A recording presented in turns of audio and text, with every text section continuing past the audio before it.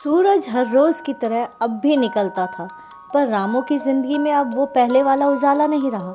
उम्र 60 साल की हो चुकी थी, पीठ पहले से ही झुकी हुई थी, जैसे अब बोझ अब हड्डियों में नहीं, उसकी आत्मा में समा गया हो। रामू 4 बेटों का बाप था। अब वो खेत का मालिक नहीं रहा, मजदूर बन गया था। पर ज़िंदगी भर उसने पसीना ये सोच करके बहाया था कि मेरे बेटों को तकलीफ़ ना हो।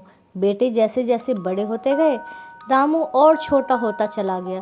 अब घर में उसकी जगह दीवार के कोने और थाली की बची खुची रोटी तक ही सिमट कर रह गई थी।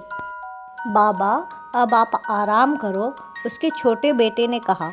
पर वो आराम बस नाम का था।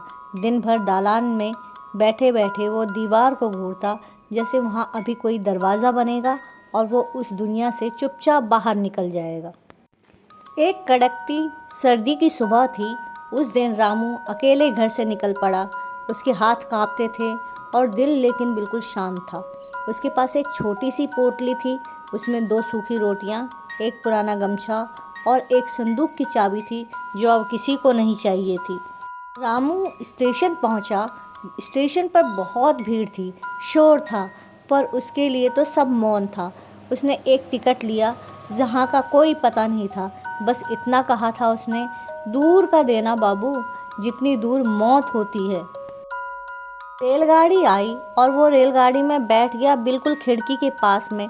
रास्ते भर वो देखता रहा, पेड़, खेत, गांव, नदियाँ, हर एक चीज़ जैसे एक याद बनकर उसकी आंखों में उतरती गई। अगले दिन कलकत्ता के एक स्टेशन पर एक बूढ़े की लाश मिली। उसकी कोई पहचान नहीं थी, कोई पूछने वाला नहीं था।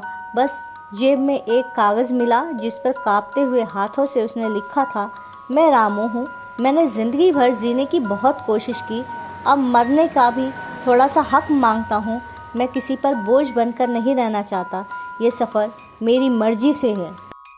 भले ही रेलवे के रिकॉर्ड में वो अनआइडेंटिफाइड दर्ज हुआ हो, पर मौत को तो बहुत अच्छे से पता था कि वो कौन था। ये कहानी किसी एक रामू की नहीं है। ये ना जाने हमारे समाज में कितने रामू हैं जिसे ये समाज मौत के सफ़र पर ज़बरदस्ती भेज देती है। ना चाहते हुए भी उन्हें ये सफ़र चुनना पड़ता है।